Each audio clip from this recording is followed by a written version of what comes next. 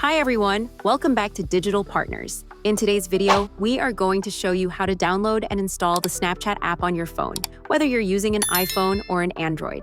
Let's get started. To begin, open the App Store if you're on iPhone or the Google Play Store if you're using Android. Next, tap the search bar at the top and type Snapchat.